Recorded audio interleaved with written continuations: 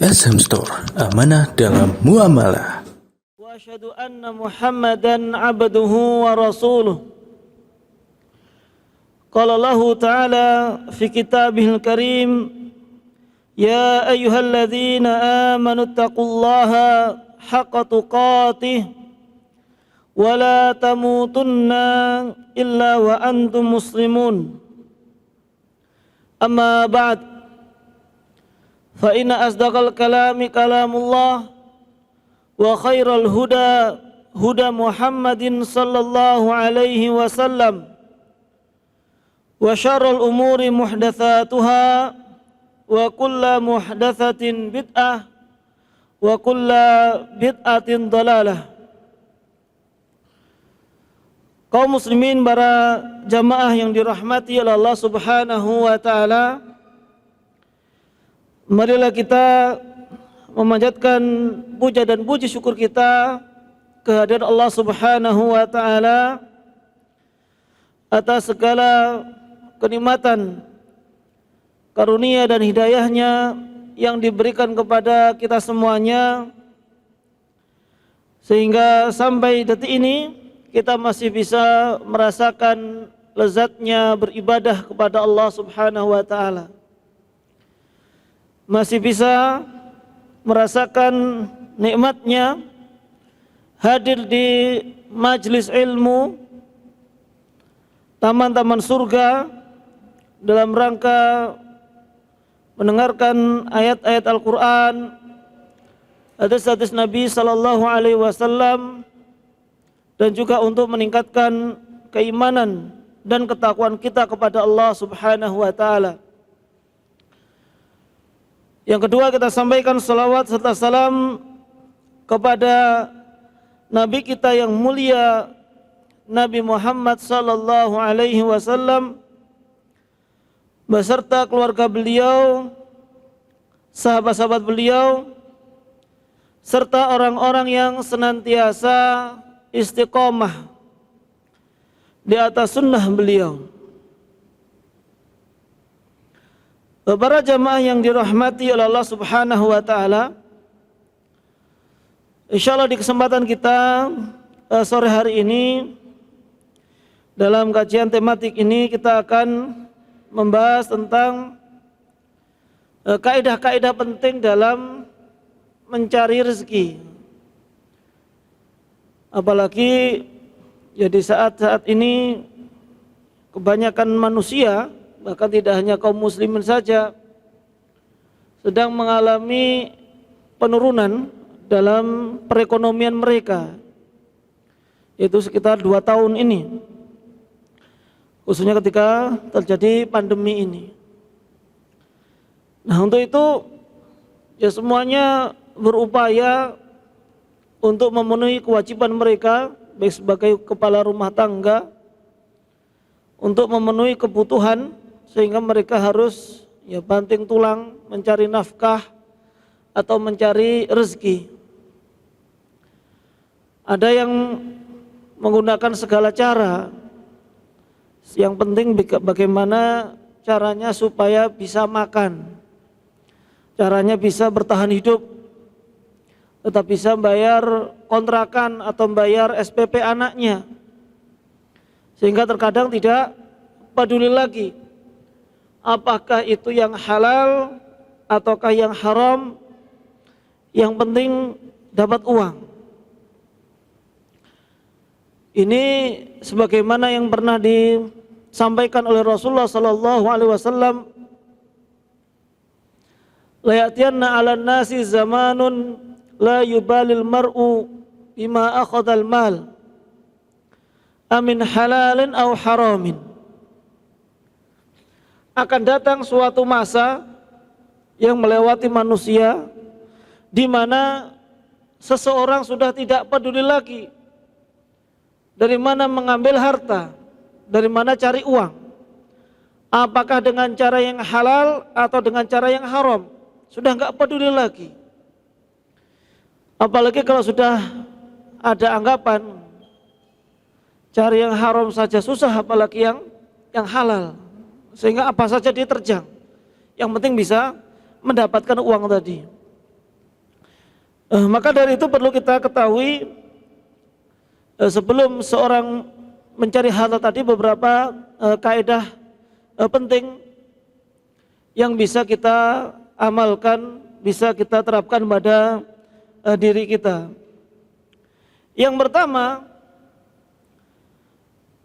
kita harus yakin bahwasanya rezeki ada di tangan Allah Subhanahu wa ta'ala.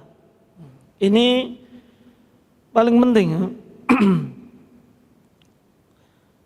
Artinya Allah Subhanahu wa ta'ala adalah zat yang maha memberikan rezeki.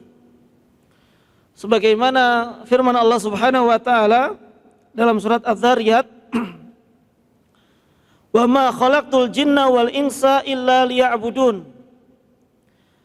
Dan sungguh aku telah menciptakan jin dan manusia, atau tidaklah aku menciptakan jin dan manusia kecuali agar menyembahku, agar mentauhidkan Allah Subhanahu wa ta'ala.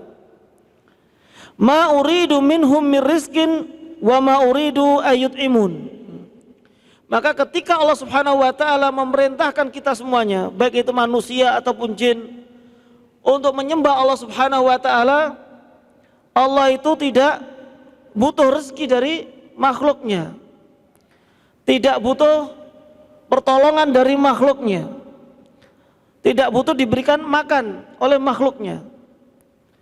Karena kalau kita nyuruh orang, itu biasanya untuk kepentingan kita. Kita nyuruh orang, misalkan nyuruh orang untuk bekerja, yaitu untuk kemaslahatan kita. Ya memang ada unsur kita gaji, tapi intinya adalah untuk membantu kita, untuk mendapatkan keuntungan bagi diri kita. Tapi ketika Allah Subhanahu wa ta'ala menyuruh makhluknya, baik itu jin atau manusia, untuk beribadah, itu bukan untuk kepentingan Allah Subhanahu wa ta'ala, tapi untuk kepentingan makhluk itu sendiri. Bahkan Allah tidak butuh diberikan makan, diberikan rezeki, gak butuh. Innallahu war-razzaqu dzul quwwatil matin. Karena sesungguhnya Allah Subhanahu wa ta'ala dialah yang maha memberikan rezeki. Tidak menggunakan kata ar-razik. Ar-razik itu juga memberikan rezeki, tapi ar-razzaq yaitu lebih luas lagi dalam memberikan rezeki. Karena Allah Subhanahu wa ta'ala menjamin untuk memberikan rezeki ini tidak hanya untuk orang yang beriman saja. Bahkan orang kafir pun yang memberikan rezeki adalah Allah Subhanahu wa ta'ala. Ini sudah jaminan dari Allah Subhanahu wa ta'ala. Dzul quwwatil matin, yang maha, yaitu memiliki kekuatan yang kokoh. Nah, inti dari ayat ini adalah bahwasanya rezeki itu semuanya tergantung kepada Allah Subhanahu wa ta'ala. Sehingga rezeki itu tidak tergantung pada makhluk. Rezeki itu tidak tergantung pada atasan kita. Memang atasan kita sebagai sebab kita bisa mendapatkan rezeki. Konsumen kita, dia memang memberikan uang, tapi bukan pemberi rezeki yang sebenarnya. Mereka itu hanya sebab saja yang menggerakkan atasan kita, kemudian menggerakkan konsumen sehingga beli kepada kita. Semuanya adalah Allah Subhanahu wa ta'ala. Nah, inilah maha kemurahan Allah Subhanahu wa ta'ala sehingga memberikan rezeki baik itu kepada yang mukmin, fasik, bahkan orang-orang kafir. Apalagi kalau kita mengetahui orang terkaya di dunia ya bukan orang Islam, tapi orang kafir. Tidak tahu Raja Salman sudah mengalami apa belum, tapi kayaknya belum. Masih orang-orang kafir yang menguasai. Karena memang rezeki dijaminkan oleh Allah Subhanahu wa ta'ala kepada mereka. Bahkan makhluk Allah Subhanahu wa ta'ala yang gak punya akal itu juga diberikan rezeki oleh Allah Subhanahu wa ta'ala, yaitu hewan. Allah Subhanahu wa ta'ala dalam surat Hud ayat yang ke-6 berfirman, "Wa ma min dabbatin fil ardi illa 'alallahi rizquha." Dan tidak ada hewan melata di muka bumi ini kecuali Allah Subhanahu wa ta'ala telah menjamin rezekinya. Hewan yang enggak punya akal tapi rezekinya pasti ada. Dan umumnya kalau kita membiarkan hewan berkeliaran di sekitar rumah kita selama tidak dikurung, insya Allah nggak akan mati kelaparan. Hewan itu yang nggak bisa berpikir nanti makan apa, nggak punya planning sebulan ini mau makan apa, nggak ada. Tapi kalau dibiarkan itu bisa makan.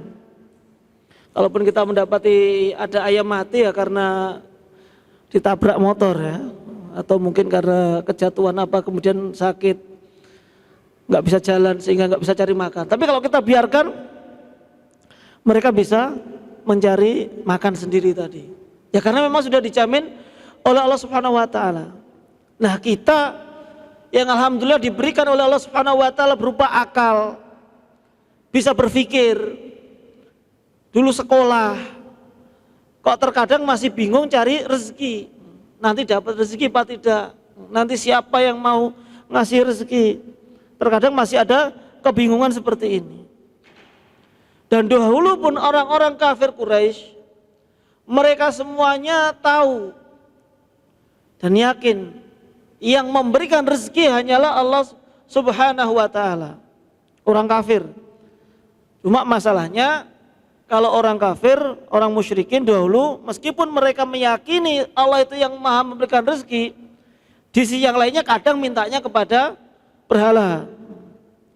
Jadi kalau kita sekarang juga yakin Allah Subhanahu Wa Taala yang maha memberikan rezeki, kalau ditanya siapa yang memberikan rezeki, Allah. Tapi kok masih pergi ke dukun misalkan, masih khawatir nanti makannya apa, itu ada kesamaan dengan orang-orang musyrikin terdahulu. Ada kesamaan. Di mana Allah Subhanahu Wa Taala dalam surat Yunus 31 berfirman, "Qul may yarzuqukum minas sama'i wal ard, amman yamliku as-sam'a wal absar, wa may yukhrijul hayya minal mayyit, wa yukhrijul mayyita minal hayy, wa may yudabbirul amra fasayaquluna Allah. Faqul afala tattaqun." Katakanlah, itu untuk tanya kepada orang-orang musyrikin. Tanyalah kepada mereka, siapakah yang memberikan rezeki kepada kalian baik itu dari langit ataupun dari bumi?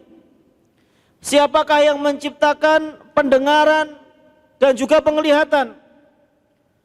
Siapakah yang mengeluarkan dari yang hidup, dari yang mati, dari yang mati dan mengeluarkan yang mati dari yang hidup? Dan siapakah yang mengatur seluruh urusan ini? Fasayaqulunallah. Mereka semuanya akan menjawab Allah Subhanahu Wa Taala. Orang musyrikin terdahulu kalau ditanya siapa yang memberikan rezeki, Allah Subhanahu Wa Taala. Faqul afala tattaqun. Cuma masalahnya kenapa mereka tidak mau bertakwa kepada Allah Subhanahu Wa Taala? Tapi kenapa mintanya masih ke Abdul Uzza, Abdul Latta, kepada berhala-berhala itu yang menjadikan mereka itu musyrik. Jadi mereka dimusuhi Allah Subhanahu Wa Taala, dimusuhi Rasulullah Sallallahu Alaihi Wasallam bukan karena keyakinan mereka Allah maha memberikan rezeki, namun mereka salah ketika minta rezeki. Itu yang menjadikan mereka dimusuhi oleh Allah Subhanahu Wa Taala. Dan juga karena kekhawatiran ini, karena kekhawatiran ketidakyakinan rezeki itu datangnya dari Allah Subhanahu Wa Taala, ada sebagian dari kaum muslimin ketika di PHK misalkan, akhirnya mereka mengakhiri hidup mereka. Bahkan ada yang sampai membunuh anaknya karena ya kasihan katanya, daripada nanti hidup sengsara sampai dibunuh, daripada nanti kalau dewasa sengsara miskin, ya sudah disegerakan masuk ke dalam surga saja. Ya memang anaknya bisa masuk surga, tapi yang bunuh itu orang tuanya, dia bisa masuk ke dalam api neraka. Sehingga Allah Subhanahu Wa Taala berfirman, wala taqtulu auladakum khasyata imlaq, nahnu narzuquhum wa iyyakum. Dalam surat Al-Isra 31 Allah berfirman, janganlah kalian membunuh anak-anak kalian karena takut miskin. Kamilah yang akan memberikan rezeki kepada mereka dan kami juga yang memberikan rezeki kepada kalian. Ini ya keyakinan sebagaimana Rasulullah SAW juga menjelaskan dalam hadis Abdullah bin Mas'ud Arba'in An-Nawawi yang keempat, menjelaskan bahwasanya ketika seseorang masih di kandungan di perut ibunya, ketika sudah berusia 3 kali 40 hari yaitu 120 hari, malaikat datang meniupkan ruh kemudian mencatatkan rezekinya di antaranya. Itu sudah dijamin oleh Allah Subhanahu wa taala. Jadi rezekinya sudah ada. Setiap anak yang lahir itu sudah membawa rezekinya masing-masing. Tidak akan mengambil jatah rezeki dari orang tuanya. Sebagaimana seorang yang nikah, seorang suami harus menafkahi istrinya. Istrinya itu juga sudah membawa rezekinya sendiri-sendiri. Meskipun ya memang kadang lewatnya dari suami, artinya suaminya dapat kerjaan lebih, misalkan dapat gaji lebih besar, ya itu sebenarnya memang sudah jatah untuk istrinya, namun jalurnya dari suaminya. Sehingga juga tidak boleh orang nggak nikah-nikah karena takut miskin. Justru itu juga akan menjadikan dia kaya. Iyakunu fuqara yughnihimullahu min fadli. Kalau orang yang nikah tadi khawatir akan miskin, dengan menikah tadi Allah Subhanahu wa taala akan membuat dia merasa kecukupan. Jadi karena memang sudah diatur oleh Allah Subhanahu wa taala. Kemudian yang kedua,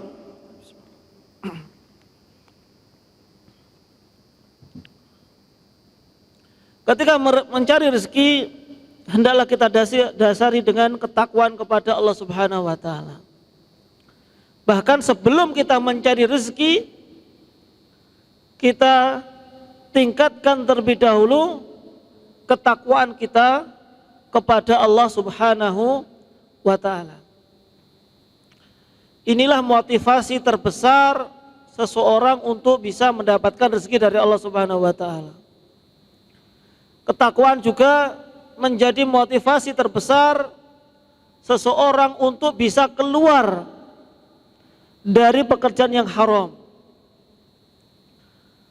Allah Subhanahu wa taala dalam surat At-Talaq ayat yang kedua berfirman, "Wa may yattaqillaha yaj'al lahu makhraja wa yarzuqhu min haitsu la yahtasib." Barang siapa yang bertakwa kepada Allah Subhanahu wa taala, maka Allah akan memberikan jalan keluar dari setiap permasalahannya. Ada pandemi, jalan keluarnya bertakwa kepada Allah Subhanahu wa taala. Anaknya sakit, jalan keluarnya bertakwa kepada Allah Subhanahu wa taala. Dagangannya enggak laku-laku, jalan keluarnya adalah takwa kepada Allah. Punya masalah dengan istri, jalan keluarnya bertakwa kepada Allah Subhanahu wa taala. Punya masalah dengan temannya, bertakwa kepada Allah Subhanahu wa taala. Padahal kan ayat ini berada di surat At-Talaq. Kalau surat At-Talaq kira-kira berbicara masalah apa? Masalah tolak ya, masalah perceraian. Allah membuat satu surat khusus, 2 halaman untuk berbicara masalah tolak. Namun di sela-sela berbicara masalah tolak, kok berbicara masalah takwa. Ini konteksnya adalah ketika ya seorang wanita yang apabila diceraikan oleh suaminya, di antara masalah yang sering dihadapi atau kekhawatiran yang dihadapi seorang wanita yang diceraikan adalah nanti kalau sudah diceraikan dari mana dia bisa hidup, nah, kan gitu. Karena umumnya asalnya kan wanita itu nggak pekerja umumnya ya. Meskipun di zaman Nabi istri bantu suami cari uang juga ada, namun umumnya seorang wanita itu tidak bekerja karena memang nafkahnya tergantung pertama kepada orang tuanya, lalu kemudian kalau sudah menikah kepada suaminya. Sehingga ketika diceraikan, nanti siapa yang ngasih nafkah? Maka disinilah Allah Subhanahu wa Ta'ala memberikan jalan keluar. Barang siapa yang bertakwa kepada Allah Subhanahu wa Ta'ala, Allah akan memberikan jalan keluar, wa yarzuqhu min haitsu la yahtasib, dan Allah akan memberikan rezeki dari jalan yang tidak disangka-sangka. Namanya tidak disangka-sangka, jangan tanya ustadznya, saya kok belum dapat kerjaan. Ustadznya nggak bisa ngasih kerjaan. Ini kuncinya adalah bertakwa kepada Allah Subhanahu wa Ta'ala. Memang ketika seorang ustadz misalkan menyuruh orang yang bekerja di tempat haram, kemudian antum keluar saja dan bertakwa kepada Allah Subhanahu wa Ta'ala, balasannya apa? Nah, ustadz enak cuma ngomong takwa, cuma nasihati sabar, saya punya anak istri, tidak bisa anak istri itu dikasih makan takwa. Kalau tahu takwa mungkin bisa ya. Ini kan kebanyakan seperti itu. Padahal inilah solusi dari Allah Subhanahu wa Ta'ala. Berarti ketika dia mengucapkan tersebut belum meyakini poin yang pertama kita sebutkan tadi, yaitu rezekinya itu datang dari siapa? Allah Subhanahu wa Ta'ala. Katanya yakin kalau rezeki itu datangnya dari Allah, tapi ketika dihadapi masalah seperti ini masih bingung. Makanya dibutuhkan ketakwaan kepada Allah Subhanahu wa Ta'ala. Maka dari itu Rasulullah Shallallahu alaihi wasallam pernah bersabda, ya ayuhan nas ittaqullaha wa ajmilu fit talab. Wahai manusia, bertakwalah kepada Allah Subhanahu wa Ta'ala, wa ajmilu fit talab, dan berbaguslah tatkala mencari rezeki.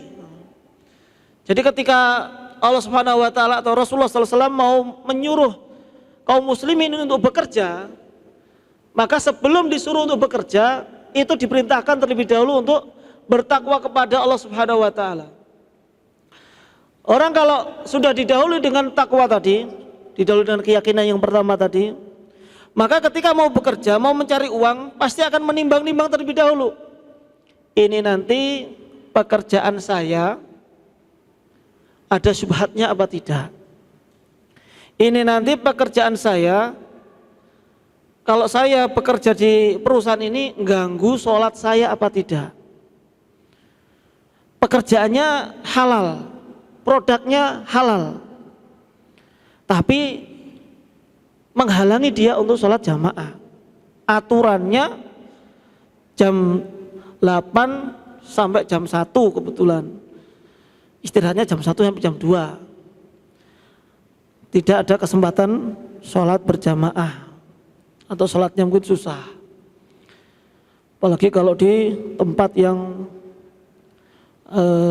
susah misalkan, terpencil misalkan, dan nggak ada temennya yang peduli masalah sholatnya, maka meskipun gajinya 10 juta, 20 juta, kalau dia sampai harus meninggalkan sholat seperti ini, ya berarti harus ditinggalkan.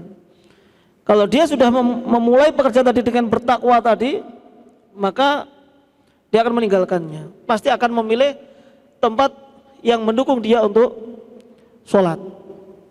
Atau enak lagi kalau ada taklimnya misalkan, masih bebas menghadiri majelis ilmu, itu lebih baik lagi. Makanya diperintahkan terlebih dahulu untuk bertakwa kepada Allah Subhanahu wa Ta'ala. Dan juga ketika Allah Subhanahu wa Ta'ala memerintahkan seseorang meninggalkan pekerjaan yang haram, maka untuk bisa seseorang meninggalkan pekerjaan yang haram juga harus didahului dengan takwa terlebih dahulu. Allah Subhanahu wa Ta'ala berfirman, ya ayyuhalladzina amanu ittaqullaha wa dharu ma baqiya minar riba. Wahai orang-orang yang beriman, bertakwalah kalian kepada Allah Subhanahu wa Ta'ala dan tinggalkan apa yang tersisa dari riba. Riba ini kalau orang sudah terjerumus di dalamnya, sulit untuk keluar, kecuali orang yang sudah memiliki keimanan dan ketakwaan yang kuat kepada Allah Subhanahu wa Ta'ala. Orang kalau sudah kerja di bank, orang kerja di bank memiliki fasilitas istimewa dibandingkan dengan nasabah dalam meminjam uang di bank itu sendiri. Jadi pegawai bank itu insya Allah hampir semuanya pasti utang bank sendiri. Untuk entah beli rumah, entah beli mobil, itu hampir semuanya pasti ngutang. Makanya kenapa pegawai bank itu kadang susah? Karena utangnya masih banyak. Dia belum bisa melunasinya. Mau jual rumah eman. Padahal tadi beli rumah dengan utang dari bank. Ya sebenarnya kalau mau menjual untuk membayar utang ya selesai. Namun ya dia masih berpikir nanti tinggal di mana. Sudah punya rumah, apalagi sudah mengandalkan gengsinya. Makanya di sini Allah Subhanahu wa taala sebelum memerintahkan untuk meninggalkan riba tadi, wadharu ma baqiya minar riba, maka Allah mengatakan ittaqullah, bertakwalah kalian kepada Allah Subhanahu wa taala. Karena kalau orang yang meninggalkan riba bukan karena takut kepada Allah, bukan karena takwa kepada Allah, nanti akan terjerumus lagi ke dalam riba itu lebih besar. Kadang itu orang keluar dari riba, entah dari bank atau dari transaksi ribawinya, yaitu karena ya dia utang kemudian kok bunganya merasa lebih besar. Jadi bukan masalah dosanya, tapi nggak kuat bayar bunganya. Oh ternyata riba itu mencekik kita. Cuma melihat dari situnya saja sehingga keluar dari bank. Apalagi baru dapat diajak temennya, akhirnya dia belum kuat keimanannya. Sehingga ketika keluar dari bank tadi, dia belum punya keimanan yang kuat. Kebetulan Allah Subhanahu wa taala juga masih mengujinya. Cari pekerjaan juga belum dapat. Cuma mendengarkan potongan ceramahnya Ustadz, barang siapa yang meninggalkan haram, yang haram Allah akan menggantikan yang lebih baik. Bayangannya gajinya di bank selama ini tiap bulan 20 juta, nanti kalau keluar ya insya Allah dapat pekerjaan yang gajinya 30 juta, ya minimal sama lah. Itu bayangannya seperti itu. Padahal yang lebih baik itu belum tentu dari sisi nominalnya. Bisa jadi yang lebih baik itu karena keberkahannya, dia merasa bersyukur, merasa cukup. Dan faktanya pun juga banyak ya teman-teman yang dulu ketika di bank itu gajinya misalkan 20 juta, 30 juta, kemudian keluar cuma jualan keliling misalkan, kemudian wirausaha sendiri, gajinya cuma 2 juta, 3 juta, tapi merasakan hidupnya lebih tenang. Hidupnya lebih tenang. Dan itu tidak sedikit yang merasakan demikian. Namun intinya tadi adalah kalau hanya sekedar mengatakan keimanannya belum kuat, cuma angan-anganannya nanti itu lebih banyak gajinya, maka ketika pas keluar dari bank tadi lalu belum mendapatkan pekerjaan, kemungkinan besar seperti itu pasti futur. Itu kemungkinannya. Artinya dan memang beberapa fakta demikian. Ada yang curhat juga, saya sudah ngikuti nasihatnya Ustadz keluar dari bank, ini sampai 2 tahun saya nggak punya pekerjaan, dan dihubungi terus sama pihak bank suruh masuk lagi. Kira-kira gimana? Jualan ini jualan itu nggak sukses, ngelamar sini ngelamar sana nggak diterima. Ini tempat kerja saya dulu, narik lagi, dikasih janji gaji yang lebih besar lagi. Nah bagi yang keimanannya nggak kuat, ya pasti pengen balik lagi. Dan itu juga ada yang seperti itu, akhirnya balik lagi. Karena tadi keimanannya, ketakwaannya tadi belum dikuatkan. Dia tujuannya untuk apa? Ada juga orang yang ketika keluar dari bank ada masalah sama pasangannya, suami istri. Jadi macam-macam ya. Ada orang itu misalkan yang laki-laki kerja di bank, dia mau keluar. Pas keluar, ya istrinya minta pisah. Selama ini dapat bulanan banyak kok sekarang keluar dari bank. Akhirnya yang minta pisah.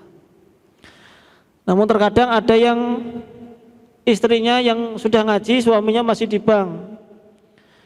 Istrinya sadar, sudah terang-terangan, saya nggak mau dikasih nafkah lagi dari bank. Ya akhirnya pisah juga. Ada juga yang ya alhamdulillah ketika istrinya sudah ngaji, saya nggak mau dikasih nafkah, uangnya setiap kali dikasih nggak diterima. Suaminya akhirnya mikir, ya sudah, akhirnya keluar. Ya alhamdulillah tambah harmonis. Ada yang suami istri di bank, suaminya sudah tobat keluar dari bank. Qadarullah suami istri masih sering cekcok. Kamu masih di bank gara-gara gini. Akhirnya istrinya juga keluar dari bank. Masalah masih ada. Ustadz, suami sudah nyuruh saya keluar dari bank. Saya sudah keluar. Tapi kok masalah kayaknya tambah banyak. Masalah rumah tangganya. Saya kira setelah saya keluar dari bank itu saya dapat ketenangan, masalahnya habis. Nah ini perlu pendekatan, perlu menjelaskan keyakinannya. Karena juga perlu kita yakini juga bahwasanya ketika kita keluar dari bank atau dari pekerjaan yang diharamkan, bukan berarti kita langsung bisa mendapatkan kenyamanan. Justru terkadang ujiannya itu akan dimulai ketika kita keluar dari pekerjaan yang diharamkan tadi. Sebagaimana orang yang hijrah, bukan berarti setelah dia hijrah dia langsung hidupnya tenang. Justru dia juga akan memulai hidupnya tadi dengan ujian-ujian. Rasulullah SAW setelah hijrah, apakah masalah selesai? Tidak. Artinya apakah nggak punya masalah itu? Tidak. Bahkan jihad, perang itu juga ada setelah hijrah. Itu ada, mulai perang Badar dan seterusnya. Itu pun setelah hijrah. Begitu pula dengan seorang yang ketika hijrah, ketika dia keluar dari pekerjaan diharamkan tadi, masalah mungkin akan muncul. Dan itulah Allah Subhanahu wa taala akan mengujinya. Namanya ujian itu kan untuk mengangkat derajat di antaranya. Ya bisa jadi untuk menggugurkan dosa, bisa jadi untuk mengangkat derajat. Dan di sini ketika seseorang sedang diuji oleh Allah Subhanahu wa taala, bisa jadi Allah Subhanahu wa taala sedang ingin mengangkat derajatnya. Dan ini ya insyaallah kalau dia sabar atas ujian tadi, derajatnya akan benar-benar dinaikkan oleh Allah Subhanahu wa ta'ala. Nah, ada juga orang yang pas masih kerja, masih ada ribawinya, anaknya itu selangganan rumah sakit, opname itu langganan, setiap bulan atau 2 bulan sekali masuk rumah sakit. Setelah keluar dari pekerjaan itu, alhamdulillah nggak pernah opname lagi. Ya memang kita tidak bisa memastikan, tapi itu diantara indikasi. Dan itu ya semoga bahwasanya Allah Subhanahu wa taala memang memberikan penyakit tadi bisa jadi sebagai ujian. Ketika sudah, karena bisa jadi ya yang makan harta haram tadi adalah orang tuanya, tapi yang kena imbas siapa? Anaknya. Itu bisa jadi sebagai ujian dari Allah Subhanahu wa taala. Berikutnya para jamaah yang dirahmati oleh Allah Subhanahu wa taala, yang ketiga, hendaklah kita segera beramal, bekerja dan bertawakal kepada Allah Subhanahu wa taala. Segera move on. Ketika sudah di PHK jangan pasrah, waduh saya nggak punya uang lagi. Ketika usaha ini bangkrut, wah ini sudah habis masa depan saya. Tapi terus berusaha, cari peluang-peluang yang bisa mendatangkan rezeki lagi. Dahulu pada zaman Umar bin Khattab radhiyallahu anhu, ada sekelompok orang dari Yaman duduk-duduk di Masjid Nabawi di saat orang-orang itu sedang bekerja. Di saat orang-orang itu sedang bekerja, ya mungkin kalau kita ya pagi lah, itu umumnya orang-orang itu bekerja. Tapi kok ini nggak bekerja, malah nyantai-nyantai saja. Maka ketika Umar bin Khattab radhiyallahu anhu tanya kepada mereka, siapa kalian? Kenapa kalian tidak bekerja? Maka mereka mengatakan, nahnul mutawakkiluna 'ala Allah. Kami ini tawakal kepada Allah Subhanahu wa taala.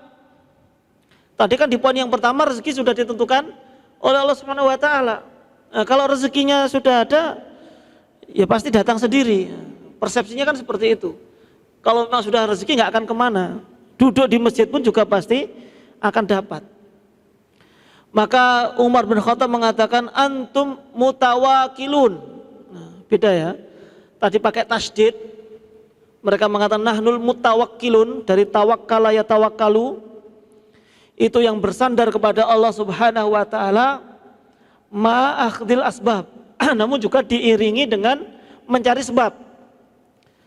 Tapi ketika Umar mengatakan antum mutawakilun, dari tawakala ya tawakalu, itu artinya orang yang pasrah tanpa ada usaha, cuma duduk, siapa tahu nanti dapat rezeki. Ya ini juga ya sama, orang yang kerjanya cuma di perempatan, minta, itu justru itu dicela oleh Allah Subhanahu wa taala. Karena yang dimaksud bertawakal kepada Allah Subhanahu wa taala harus berusaha terlebih dahulu. Berusaha dan menyerahkan hasilnya itu kepada Allah Subhanahu wa taala.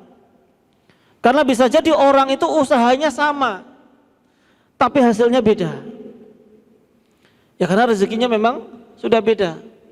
Ada dua orang sama jual herbal misalkan, jajaran, yang dijual juga sama, harganya pun juga sama, jam buka tutupnya juga sama.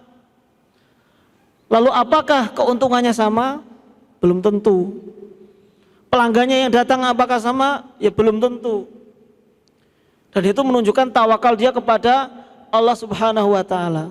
Artinya seseorang itu menggantungkan usahanya tadi hanya kepada Allah Subhanahu wa taala. Inilah bedanya orang yang pasrah dengan tawakal kepada Allah Subhanahu wa taala.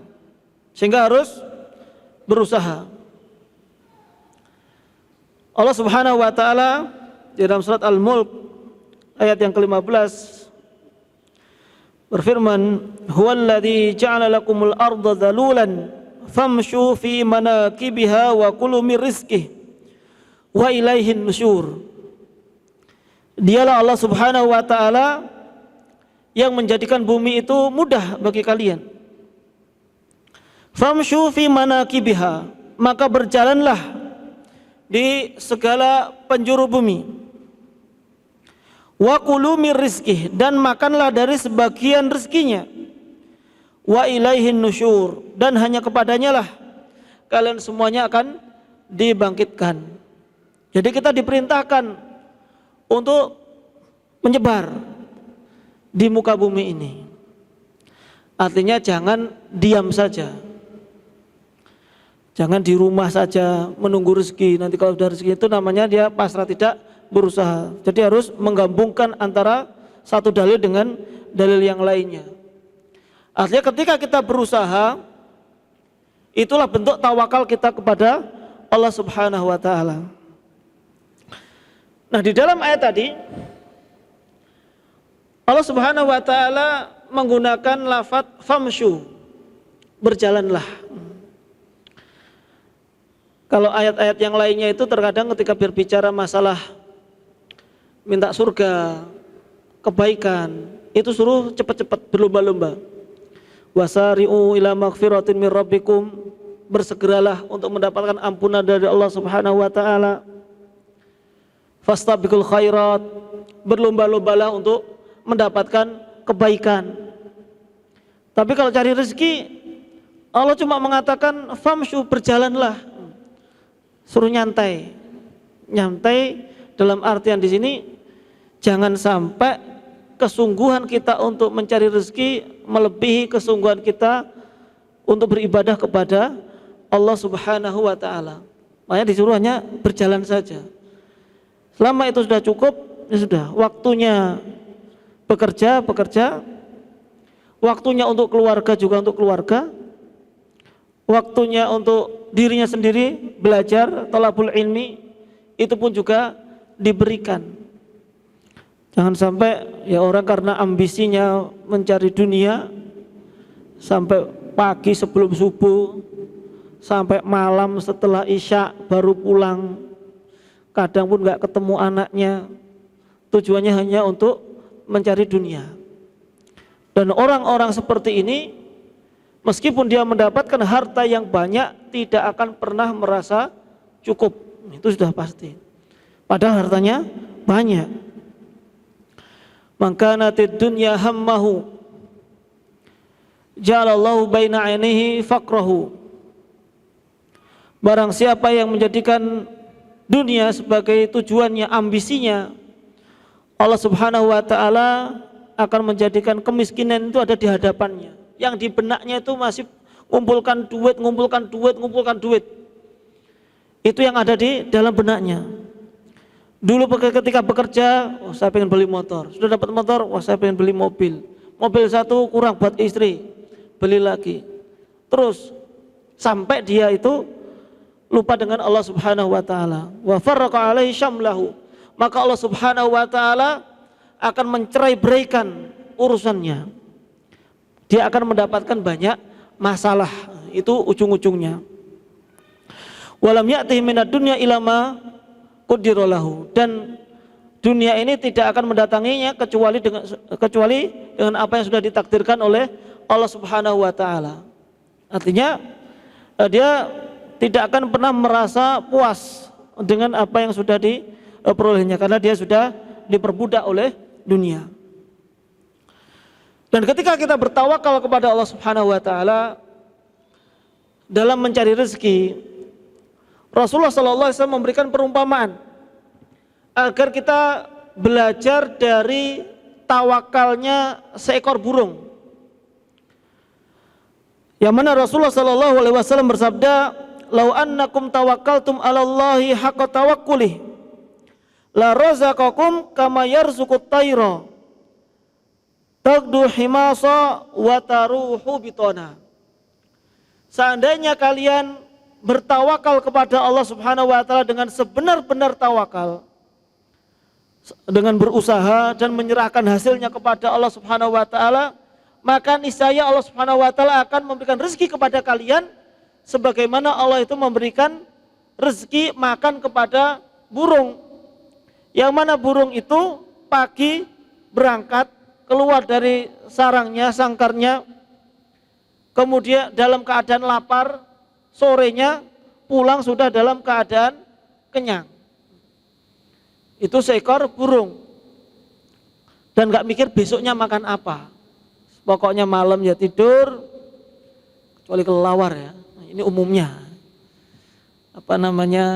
Umumnya paginya dalam keadaan lapar, nyari makan. Tidak tahu nanti makanannya apa, yang penting cari terlebih dahulu. Dan pulang sudah dalam keadaan kenyang. Plus sudah membawa makanan untuk anak-anaknya. Anak yang masih kecil yang belum bisa terbang, masih di atas pohon, nggak bisa turun. Yang nyarikan makan induknya. Dan itu bisa bertahan hidup. Itu tawakal kepada Allah Subhanahu wa taala. Maka begitu pula dengan kita, terkadang kita ketika bekerja nggak tahu nanti kerjaannya apa, mau jualan di mana. Yang penting berusaha jalan terlebih dahulu. Ya meskipun kalau dari sisi ekonomi harus pikir terlebih dahulu nanti jualnya bagaimana, prospeknya bagaimana. Namun intinya harus segera bergerak untuk mencari atau mencebut rezeki dari Allah Subhanahu wa taala.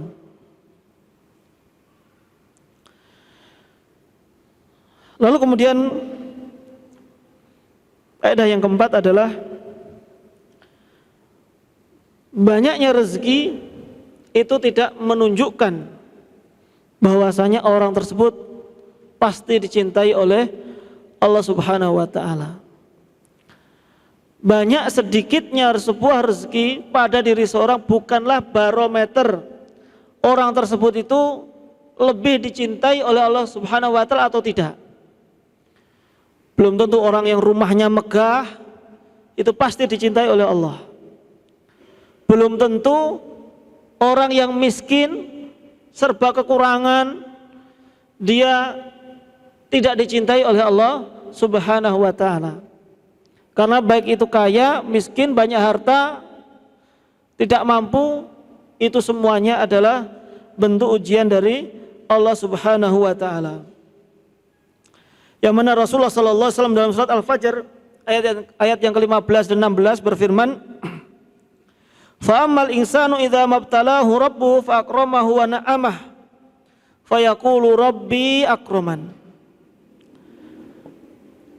Adapun manusia yang kami uji atau yang diuji oleh Rabb-nya sehingga Allah itu memuliakannya, memuliakan dalam arti memberikan harta kepada dirinya, memberikan kenikmatan, maka dia akan mengatakan Rabbku telah memuliakanku.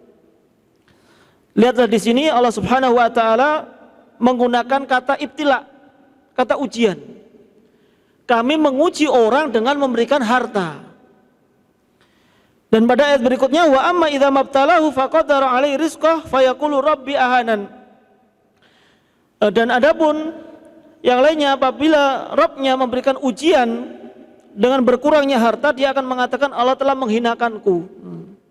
Kadang orang tertipu, alhamdulillah Allah masih sayang sama saya sehingga rumah saya banyak. Belum tentu itu tanda sayang dari Allah Subhanahu wa taala. Dan juga kalau ada yang mengatakan saya sudah usaha bangkrut, ini di PHK, ini masih banyak tunggakan, Allah sudah enggak sayang kepada saya. Ya belum tentu juga. Karena semuanya adalah ujian dari Allah Subhanahu wa taala. Dan apapun yang diberikan oleh Allah Subhanahu wa taala, apalagi kepada orang-orang kafir, tidak mungkin Allah Subhanahu wa taala mencintai mereka. Karena Allah yu'tid dunya man yuhibbu wa man la yuhib. Allah Subhanahu wa taala itu akan memberikan dunia, harta, kemewahan kepada orang yang disenangi dan orang yang tidak disenangi. Orang kafir nggak mungkin disenangi oleh Allah Subhanahu wa taala, tapi tetap diberikan dunia. Akan tapi wala yu'til imana illa man yuhib. Dan tidak Allah Subhanahu wa taala memberikan keimanan kecuali kepada orang yang dicintai, disenangi oleh Allah Subhanahu wa taala. Jadi jangan, kalau kita sudah mengetahui seperti ini, nggak perlu kita ngiri. Wah, nah itu orang kafir kok malah lebih makmur daripada kita sebagai seorang mukmin. Justru mereka itu adalah orang-orang yang disegerakan kebahagiaan mereka di dunia, akan tapi nanti di akhirat mereka akan diazab oleh Allah Subhanahu wa taala. Allah berfirman dalam surat Al-Mu'minun 55-56, "Ayahsabuna annama numidduhum bihi min malin wa banin nusari'u lahum fil khairat bal la yash'urun." Apakah mereka mengira ketika kami memberikan harta, anak-anak kepada mereka, itu sebagai tanda kecintaan kami kepada mereka, nusari'u lahum fil khairat, kami menyegerakan kebaikan di dunia ini, bal la yash'urun, namun mereka tidak merasakannya. Ya, nanti akan diazab oleh Allah Subhanahu wa taala. Dan ini merupakan istidraj dari Allah Subhanahu wa taala. Sanastadrijuhum min haitsu la ya'lamun.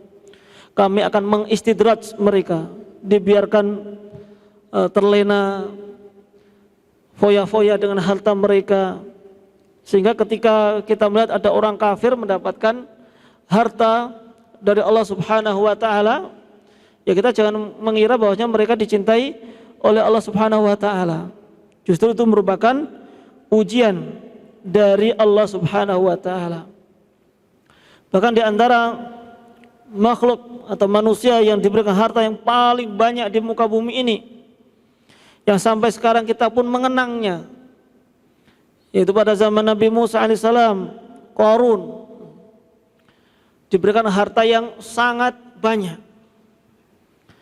Saking banyaknya, kunci untuk buka berangkasnya harus dibawa 10 orang. Kuncinya gimana berangkasnya, bagaimana isinya, berarti sangat banyak. Namun karena tidak beriman kepada Allah Subhanahu wa taala, orang yang kufur kepada Allah Subhanahu wa taala atas nikmat dari Allah, akhirnya Allah pun tenggelamkan. Ketika ditenggelamkan, untuk mengenangnya sampai sekarang pun orang mengenangnya. Setiap nemu harta di bawah tanah nyebutnya sebagai apa? Harta karun. Itu kan berasal dari korun itu. Ya meskipun kalau kita nemu di dalam pekarangan kita ya bukan punyanya korun ya. Tapi orang tetap menamakan, saya nemu harta karun. Ya karena sudah dijadikan perumpamaan. Ini dikenang. Namun ketika Allah Subhanahu wa taala memberikan harta tadi itu kepada Qarun, bukan berarti mereka atau Qarun itu orang yang disayangi oleh Allah Subhanahu wa taala.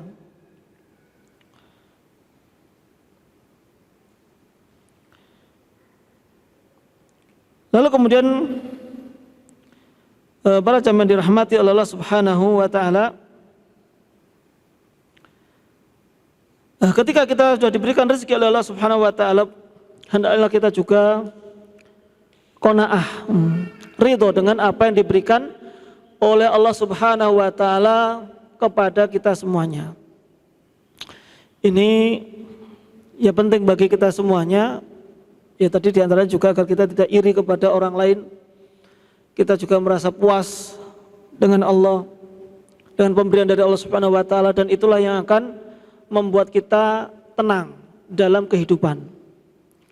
Rasulullah sallallahu alaihi wasallam pernah bersabda, "Man asbaha minkum aminan fi sirbihi, mu'afan fi jasadihi, indahu qutu yaumihi, faka'annama hizat lahu dunya." Barang siapa yang di pagi hari dia merasa aman dalam rumahnya, tidak khawatir, bangun pagi sudah merasa aman, insya Allah aman dari maling, atau merasa aman dari kerusuhan, merasa aman, tidak ada yang dikhawatirkan terhadap keamanannya. Mu'afan fi jasadihi, dan juga dia merasa sehat, tidak dalam keadaan sakit. Wa indahu qutu yaumihi, dan dia memiliki makanan untuk hari itu, aman, sehat, punya makanan untuk hari itu. Faka'annama hizat lahu dunya, maka seakan-akan dia memiliki dunia seisinya, padahal cuma punya jaminan makan sehari saja. Kita tabungan sisa buat makan 1 bulan saja bingung, bulan depan makan apa. Kadang pun juga baru punya anak bingung, nanti kalau kuliahnya mahal, anaknya masih kecil masih bingung nanti kuliahnya di mana. Kan ada, sehingga kan ada yang pakai asuransi dan yang lain sebagainya, karena sudah ditakut-takuti terlebih dahulu masalah rezeki. Baru masih kecil masih sudah bingung nanti sekolahnya di mana, SD-nya di mana, semuanya mahal-mahal. Padahal kalau dia memiliki perasaan ini tadi, 3 hal ini saja, dia sudah merasakan bahagia, seolah-olah diberikan dunia ini. Al-Imam Syafi'i rahimahullahu ta'ala pernah mengatakan, "Idza ma kunta dza qalbin qanu'in fa anta wa malikud dunya sawa'u." Apabila engkau memiliki hati yang selalu qanaah, maka engkau dan malik dan raja di dunia ini ya sebenarnya sama-sama merasakan kebahagiaan. Ya meskipun mungkin kenyataannya kalau jadi raja nggak bisa bahagia, nggak bisa tenang mikiri rakyatnya. Namun kalau yang kita anggapan kita namanya jadi raja, hartanya banyak, segala urusannya diselesaikan oleh anak buahnya, hidupnya tenang. Nah, dengan ketenangan itu kita bisa merasakan ketenangan itu apabila kita bisa qanaah dengan apa yang sudah diberikan oleh Allah Subhanahu wa taala. Jadi itu kuncinya. Rasulullah sallallahu alaihi wasallam juga bersabda, "Qad aflaha man aslam wa ruziqa kafafan wa qana'ahu Allahu bima atahu." Sungguh beruntung orang yang telah masuk ke dalam agama Islam. Wa ruziqa kafafan, dan dia diberikan rezeki yang cukup. Diberikan rezeki yang cukup itu apa standarnya? Ya memang nggak ada standarnya, bisa dikatakan cukup. Karena cukup itu terkadang kembalinya kepada hati. Apalagi ngelihat gaya hidup sebelumnya atau bagaimana dulu orang tua mendidiknya, pasti akan berbeda satu dengan yang lainnya, dan ini juga tidak bisa disamaratakan. Artinya kembali kepada hatinya, apakah dia itu bisa merasa cukup dengan pemberian dari Allah Subhanahu wa taala atau tidak. Karena ya bisa jadi orang yang punya mobil mewah 3, dia merasa cukup, dia merasa qanaah, bisa jadi. Dan sebaliknya bisa jadi orang yang masih punya motor nggak merasa qanaah, itu pun juga ada. Seharusnya kan yang sedikit merasa qanaah. Nah, tapi itu semuanya terjadi pada diri kita atau mungkin sebagian dari diri kita semuanya. Jadi merasa cukup itu kembali kepada hati masing-masing.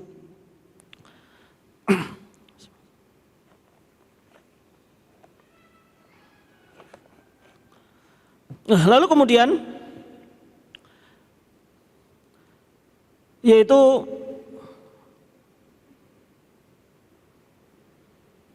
rezeki yang diberikan oleh Allah Subhanahu wa taala kepada kita semuanya tidak akan pernah meleset.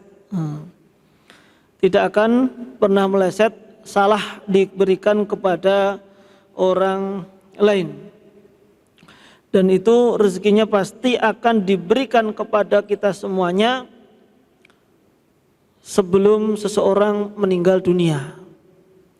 Tidak mungkin nyawa seseorang akan dicabut, diambil oleh Allah Subhanahu wa taala sementara masih ada rezekinya yang belum diberikan. Rasulullah sallallahu alaihi wasallam bersabda, dan sebagian riwayat lanjutan dari wa'ajmil fi talab tadi, Rasulullah mengatakan, inna nafsa lan tamuta hatta tastawfiya rizqaha wa in abta'a anha. Sesungguhnya seorang hamba tidak akan meninggal dunia sampai diberikan seluruh jatah rezekinya, meskipun terkadang datangnya terlambat. Masalahnya terlambat tidaknya ya kita semuanya tidak ada yang mengetahui.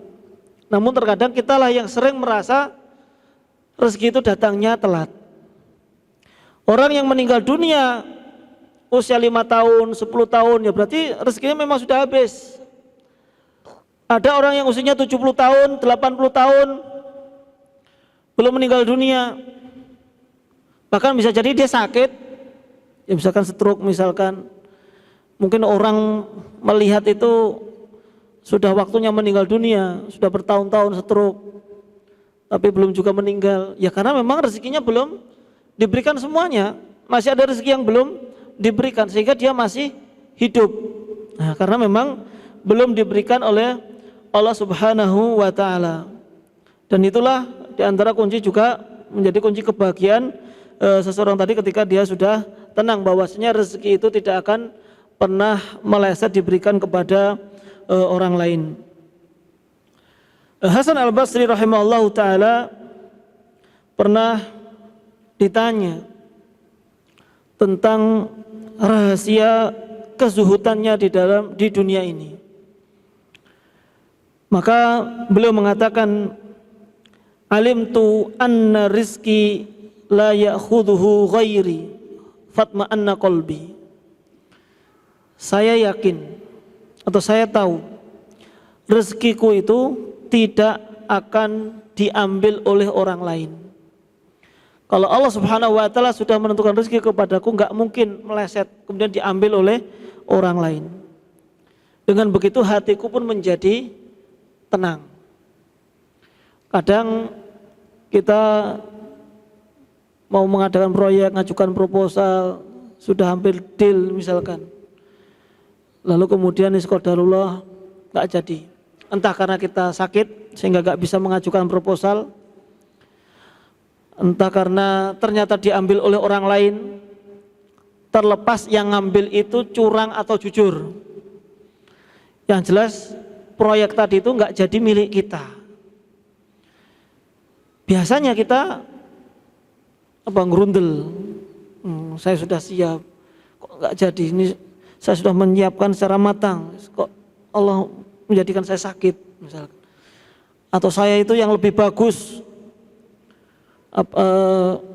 proposalnya, tapi orang lain itu curang, pakai orang dalam, kok dia yang dapat. Ya kalau kita yakin ini memang sebenarnya bukan rezeki kita.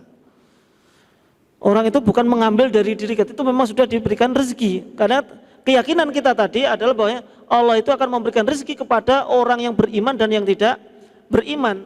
Itu sudah ditakdirkan oleh Allah Subhanahu wa taala, itu sudah bukan takdir milik kita. Ketika ada orang yang pesan makanan kepada kita atau order apapun kepada kita senilai 50 juta, tiba-tiba di cancel. Sudah mau dapat 50 juta, sudah janjikan kepada anak beli motor, misalkan menjanjikan istri beli cincin atau beli kalung.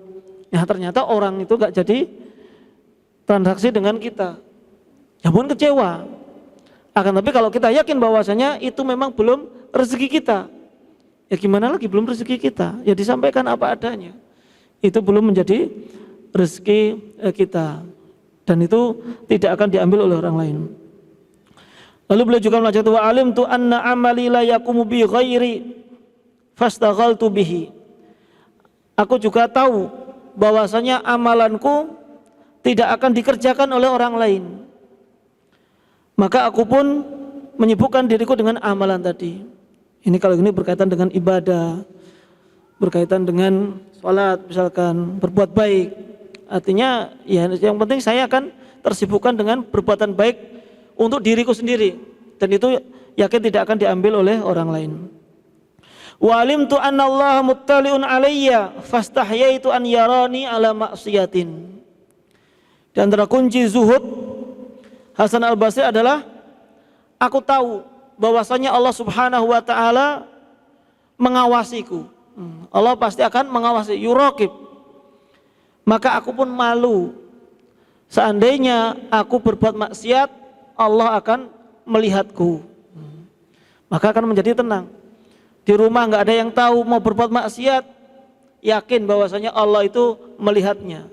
Berarti akan mencegah dari perbuatan maksiat. Ini yang akan bisa menghalangi kita. Enggak perlu nunggu aturan dari orang lain, enggak perlu dilarang oleh orang lain. Namun kalau kita sudah yakin Allah Subhanahu wa taala akan mengawasi kita, maka kita akan meninggalkan maksiat tadi. Wa alimtu annal mauta yantadhiruni fa'adatu zada li liqa'i rabbi. Dan yang keempat, saya tahu bahwasanya kematian itu sudah menungguku, sehingga aku pun menyiapkan perbekalan untuk bertemu dengan Allah Subhanahu wa taala. Dan ketika seseorang tidak mengetahui kapan diambil nyawanya, entah nanti pulang kajian, entah besok pagi, entah 10 tahun lagi, atau bahkan 30 tahun lagi, gak ada yang tahu. Ketika ini menjadi rahasia dari Allah Subhanahu wa taala kapan seorang meninggal dunia, maka yang penting bagi kita saat ini, setiap saat itu menyiapkan bekal tadi. Yaitu ya tentu dalam konteks ini adalah beribadah kepada Allah Subhanahu wa taala.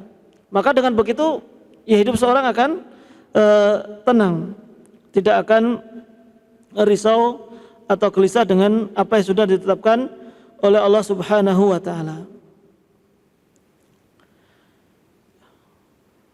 Lalu berikutnya para jamaah dirahmati oleh Allah Subhanahu wa taala, Kaidah berikutnya adalah rezeki menjadi suatu keberkahan dengan ketaatan, dan akan hilang keberkahan itu dengan adanya kemaksiatan.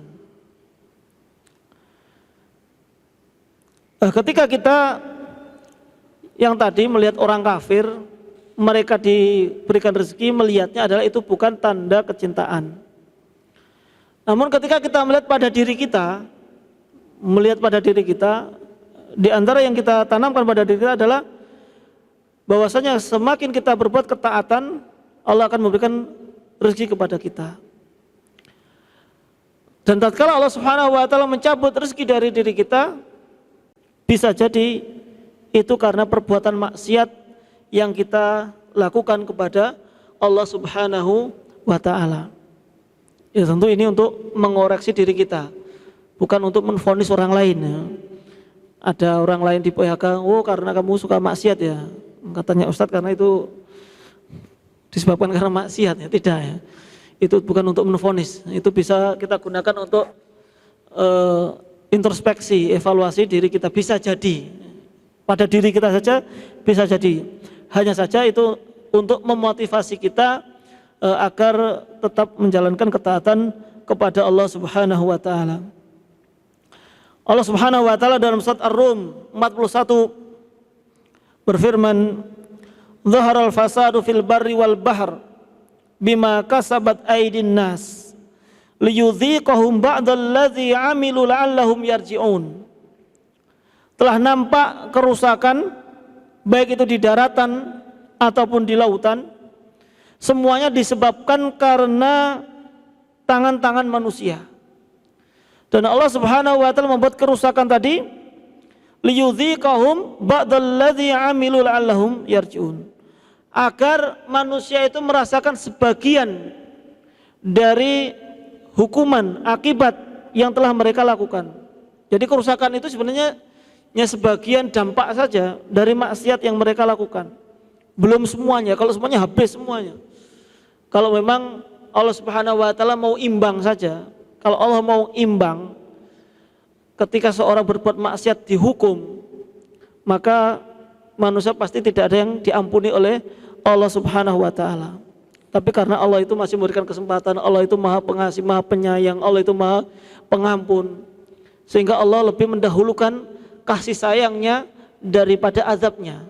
Meskipun azab juga tetap akan diberikan oleh Allah Subhanahu wa taala, namun hanya sebagian saja, agar orang-orang itu mau kembali kepada Allah Subhanahu wa taala.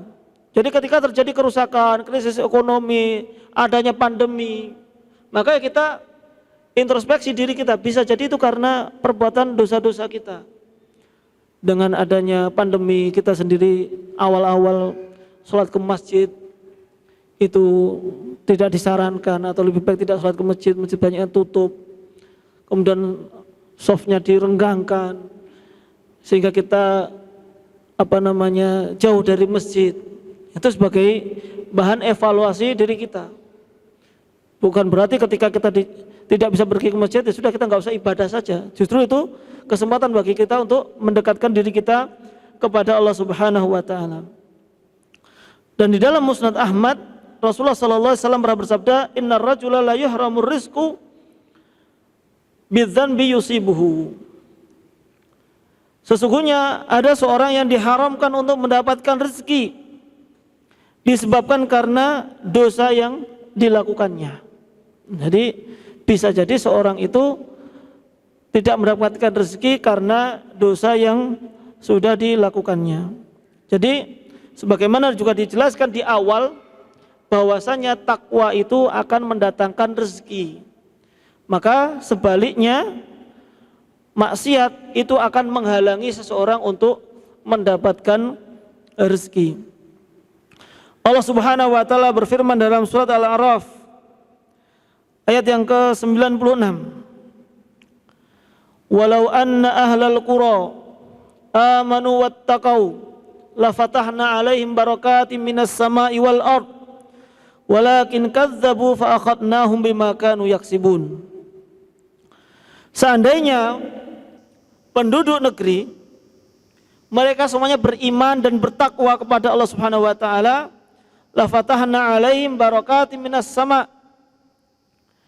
Kami akan membukakan keberkahan baik itu dari langit ataupun dari bumi. Walakin kadzabu, akan tapi mereka mendustakan. Fa akhadnahum bima kanu yaksibun, maka kami pun mengazab mereka disebabkan apa yang mereka lakukan. Jadi bisa jadi krisis ekonomi karena kebanyakan manusia tidak beriman, tidak bertakwa kepada Allah Subhanahu wa taala. Makanya para ulama ketika terjadi adanya wabah, adanya musibah, adanya krisis, di antara wasiat yang pertama disampaikan kepada mereka adalah bertakwa kepada Allah, beriman kepada Allah, lebih dekat kepada Allah Subhanahu wa taala. Maksiat-maksiat ditinggalkan.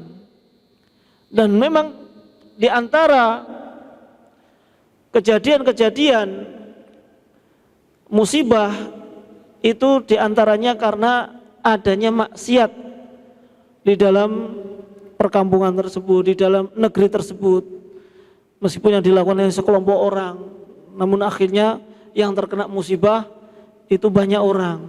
Nah ini ya suatu kenyataan yang sebenarnya tidak bisa kita pungkiri. Ya meskipun kita tidak bisa menvonis ini pasti karena banyak yang berbuat maksiat, namun kalau kita mempelajari, melihat lebih detail lagi, di antara musibah-musibah itu ada sekelompok orang yang berbuat maksiat dan tidak ada amar ma'ruf nahi mungkar di dalamnya, khususnya di musibah-musibah besar yang ada di Indonesia.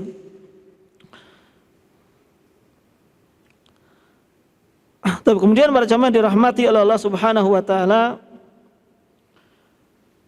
untuk mendapatkan banyak rezeki juga dari Allah Subhanahu wa taala, hendaklah kita memperbanyak istighfar. Karena tadi di antara sebab terhambatnya rezeki karena banyak dosa, maka untuk mendapatkan rezeki juga memperbanyak istighfar, mohon ampun kepada Allah Subhanahu wa taala. Dikisahkan oleh dalam tafsir Al-Qurtubi, dijelaskan bahwasanya ada seseorang yang mengadu kepada Hasan Al-Basri rahimahullahu taala tentang lamanya paceklik. Lalu Rasulullah SAW, lalu Hasan Al-Basri mewasiatkan, istighfirillah, mohonlah ampun kepada Allah, beristighfarlah. Lalu datanglah orang yang kedua, mengeluhkan kepada Hasan Al-Basri tentang kemiskinan. Lalu Hasan Al-Basri memberikan solusi, beristighfarlah kepada Allah Subhanahu wa taala. Datanglah orang yang ketiga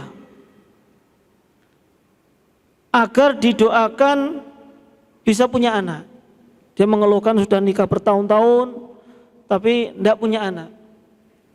Lalu Hasan Al-Basri mengatakan, istighfarlah kepada Allah Subhanahu wa taala. 3 orang datang dengan 3 permasalahan yang berbeda. Lalu kemudian Hasan Al-Basri menasihati, istighfarlah, mohonlah ampun kepada Allah Subhanahu wa taala. Kalau kira-kira ada orang datang itu kemudian datang ke ustadz sekarang, kira-kira komentar antum pada ustadz itu gimana? Ustadz nggak ngasih solusi ya, paceklik kok suruh istighfar, nggak punya anak kok suruh istighfar, ya minimal ngasih saran ke dokter kayak, atau suruh konsumsi herbal ini, itu masih solusi kok, ngasih solusi kok cuma istighfar. Nah ini ternyata ini juga membuat heran temannya. Nah, temannya Hasan Al-Basri heran sehingga tanya kepada Hasan Al-Basri, tadi orang satu datang masalah ini, 2 orang datang masalah ini, 3 orang datang masalah ini, kok jawabannya cuma 1, suruh memperbanyak istighfar kepada Allah Subhanahu wa taala. Maka Hasan Al-Basri mengatakan, loh, saya jawab itu bukan karangan saya bukan ngada-ngada, saya nggak punya solusi kemudian ya sudah suruh istighfar saja, tidak. Saya menjawab itu karena Allah Subhanahu wa taala berfirman, yaitu dalam surat Nuh, faqultu astaghfiru rabbakum innahu kana ghaffara. Aku, yaitu Nabi Nuh, berkata kepada mereka, kaum-kaumnya, istaghfiru rabbakum, mohon ampunlah kepada Rabb kalian, yaitu Allah Subhanahu wa taala. Innahu kana ghaffara. Sesungguhnya Allah Subhanahu wa taala itu Maha Pengampun. Yursilis sama alaikum midrara. Niscaya Allah Subhanahu wa taala akan menurunkan hujan yang lebat dari atas langit karena istighfar tadi. Wa yumdidkum bi amwali wa banina wa yaj'al lakum jannatin wa yaj'al lakum anhara. Dan Allah Subhanahu wa taala niscaya juga akan melapangkan harta kalian. Allah Subhanahu wa taala juga akan memperbanyak anak-anak kalian. Wa yaj'al lakum jannat. Allah juga akan menjadikan bagi kalian itu kebun-kebun, akan menjadikan bagian kepada kalian itu sungai-sungai. Itu karena istighfar tadi. Ini yang disampaikan oleh Allah Subhanahu wa taala. Ternyata Hasan Al-Basri tadi itu tidak ngarang jawaban. Itu resep dari Allah Subhanahu wa taala. Dan terkadang cara-cara seperti inilah yang kita menyepelekan. Yang sebenarnya bisa jadi inilah yang bisa menjadi sumber rezeki kita. Banyak ibadah, banyak istighfar. Ya dari mana saja Allah Subhanahu wa taala bisa saja memberikan rezekinya. Wallahu taala alam bisawab. Mungkin itu sedikit yang bisa kita sampaikan di kesempatan sore hari ini. Mungkin ada yang ditanyakan? Mau ada yang langsung terlebih dahulu? Kita bacakan aja ya.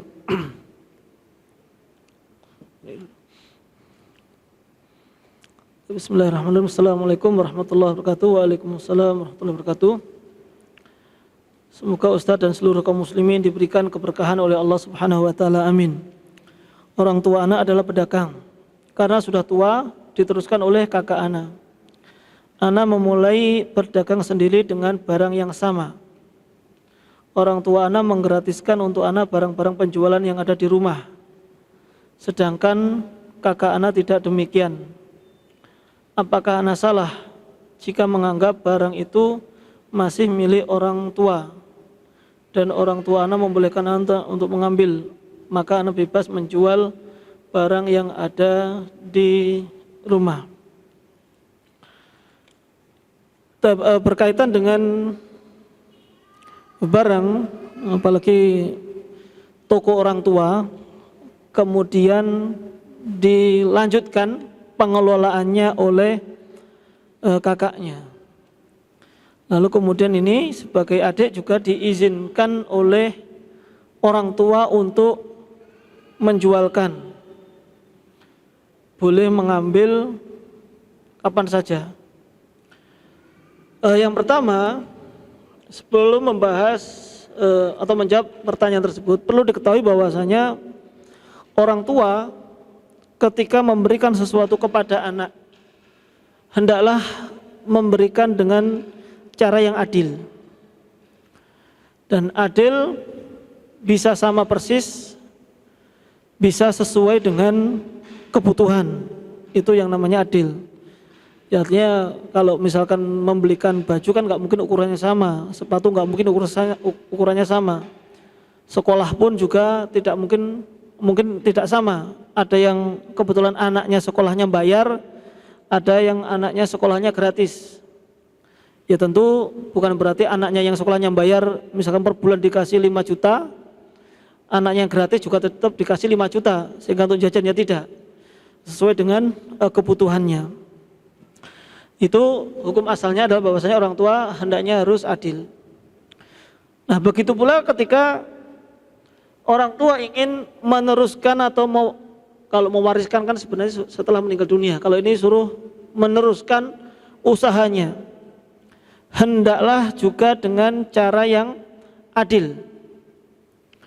Bagaimana cara yang adil ketika meminta anaknya untuk usaha?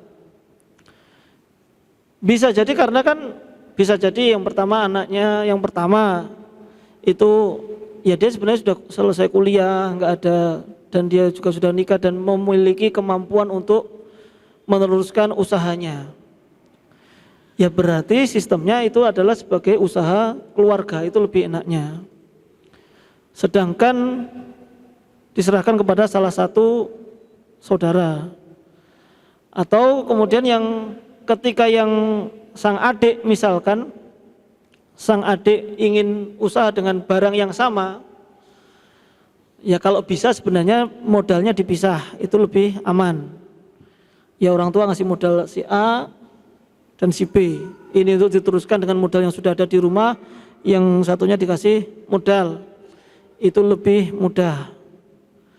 Atau ya semuanya nanti ketika yang meneruskan anaknya statusnya semuanya masih milik orang tua, masih milik orang tua, sehingga nanti ya anaknya dikasih uang saku atau bayaran sesuai dengan kinerjanya, kerjanya, karena sudah keluarga, karena otomatis yang menjadi karyawan dari anaknya ketika dia sudah bekerja, sehingga itu menjadikan pekerjaan utamanya dengan anaknya yang lain hanya sebagai sambilan karena masih kuliah, masih sekolah tapi nyambil kerja, ya tentu tidak juga diberikan gaji yang sama. Ada semuanya itu dibicarakan bahwasanya itu sesuai dengan kebutuhannya masing-masing. Apakah boleh mengambil? Jangan mengambil, kalau ini kan tadi dari pertanyaannya mengambil tanpa tanpa membeli ya, tanpa membeli, bebas menjualkan. Tinggal keuntungannya milik siapa, apakah milik pribadi apa tidak. Nah ini apakah salah menganggap itu barang masih milik orang tua? Ya lebih enaknya itu dianggap masih menjadi milik orang tua, itu lebih baik karena orang kakaknya tadi hanya sebagai pengelola saja. Wallahu ta'ala alam. Berikutnya, jazakallahu khairan aslumunya wa iyyakum.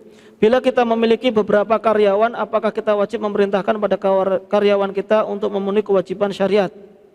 Misal, menutup aurat dengan sempurna bagi karyawan wanita. Untuk karyawan, tentu status hukumnya, artinya dalam amar ma'ruf nahi mungkar, ya berbeda apabila dia anak kandungnya atau mungkin muridnya. Namun orang atasan itu asalnya tidak memiliki kewajiban, namun dia berhak untuk membuat aturan. Artinya kalau misalkan dia sudah nyuruh karyawannya untuk menutup aurat, tapi dia tetap tidak mau, secara hukum tidak berdosa asalnya. Namun sebagai pemilik, kalau dia atasan di sini dalam artian dia sebagai pemilik ya, pemilik perusahaan, ya otomatis dia tidak boleh membiarkan adanya kemaksiatan di lingkungannya. Kemaksiatan di lingkungannya. Kalau dia dikerja harus mewajibkan untuk menutup aurat. Adapun dia nanti itu pulang enggak menutup aurat, itu sudah urusan karyawan tadi. Tapi ketika merekrut itu seharusnya wajib menutup aurat bagi wanita. Ya laki-laki juga menutup aurat ya. Cuma kan umumnya yang muka aurat di luar itu perempuan. Ya sudah dibuat persyaratan.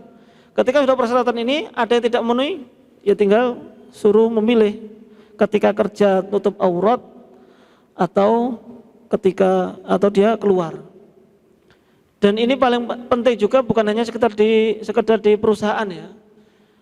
Bahkan ketika kita minta rewang atau pembantu atau asisten rumah tangga, ketika merekrut rewang ini atau pembantu, terkadang di rumah itu nggak pakai jilbab, padahal ada suaminya. Ini juga tidak tepat. Ya meskipun pemilik rumahnya, istrinya atau anak-anak perempuannya nggak ada yang jilbaban di rumah, ya karena memang rumahnya sendiri yang lihat cuma saudaranya laki-laki ataupun ayahnya atau suaminya, itu gak masalah. Tapi jangan sampai ada pembantunya itu yang mau ke situ tidak menutup aurat, terutama ketika sang suami pulang, dan tidak boleh membiarkan. Ya dikasih aturan. Kalau di alasan wah panas dan yang lain sebagainya, ya dinasihati. Ya sudah, syaratnya bakal di sini ada suami harus menutup aurat. Kalau nggak mau ya sudah cari yang lain. Maka itu lebih baik. Wallahu taala alam. Berikutnya, Assalamualaikum warahmatullahi wabarakatuh. Afan Ustadz mau bertanya bagaimana hukum kartu debit untuk transaksi yang tidak bisa cash seperti online atau pesanan dari luar kota atau yang lainnya. Kartu debit berarti adalah ketika kita melakukan pembayaran itu menggunakan uang kita yang ada di rekening. Adapun untuk kartu kredit, ketika kita belanja maka kita menggunakan uang bank, lalu kita membayar utang kepada pihak bank dengan cicilan, entah itu sebulan, 2 bulan, 6 bulan atau 1 tahun sesuai dengan kesepakatan atau aturan dari penerbit kartu kredit. Dan untuk kartu debit maka secara umum tidak ada masalah karena kita belanjanya adalah menggunakan uang kita dan tidak ada utang piutang dengan pihak bank. Sehingga kalaupun ada diskon karena kartu debitnya tadi, kalau itu yang menerbitkan bukan bukan pengeluar kartu debit, tapi jarang ya, maka pada dasarnya tidak masalah pada asalnya. Tapi kalau memang itu disebabkan karena utang piutang, maka itu yang dilarang. Jadi kalau kartu debit digunakan untuk membayar online maka tidak masalah. Wallahu taala alam.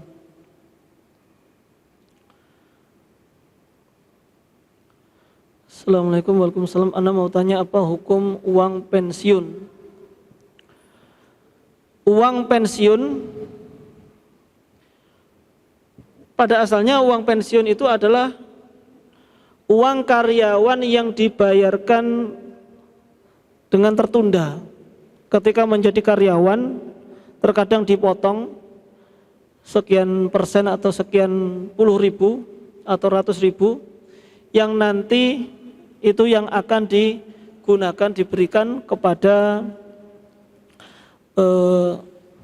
pegawai yang sudah pensiun ketika sudah pensiun.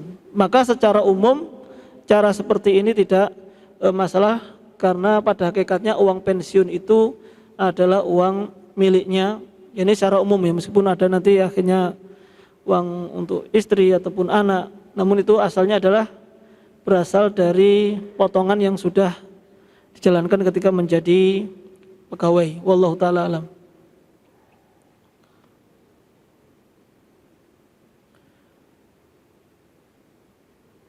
Bagaimana pertanyaan hutang dengan jaminan BPKB tanpa bunga, bagaimana hukumnya? Ini kalau yang dimaksud dengan hutang jaminan BPKB, ya seharusnya lebih detail ya untuk pertanyaan. Namun saya jawab secara terperinci. Yang pertama, kalau kita menggadaikan BPKB sebagai jaminan tanpa bunga, ini pengertiannya apakah ketika terlambatan itu baru bunga atau di sini tidak ada keterlambatan? Kasus yang pertama, orang yang menggadaikan BPKB-nya ke Pegadaian. Di situ pinjam dan yang dibayarkan nominalnya berbeda. Ini umumnya. Misalkan kita minjam kalau BPKB ya biasanya paling ya 5 juta lah, misalkan 5 juta. Nanti ngembalikannya 5.500.000 misalkan, jelas itu riba.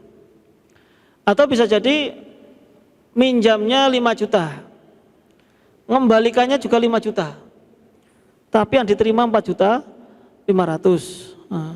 maka itu berarti ada unsur ribanya juga. Kemudian yang kedua, ketiga ini, ketiga ya, contoh ketiga, orang yang menggadaikan BPKB, bayar naruh BPKB, nerima uang 5 juta, nanti ngembalikannya juga 5 juta. Kalau perorangan biasanya. Tapi kalau telat, tiap bulannya ada dendanya. Maka denda ini adalah riba. Kemudian kasus berikutnya, menggadaikan BPKB, tidak ada bunga, tidak ada denda keterlambatan, paling yang ada penyitaan. Sebelum bahas penyitaan, nggak ada denda, nggak ada riba, tapi ada biaya perawatan atau administrasi.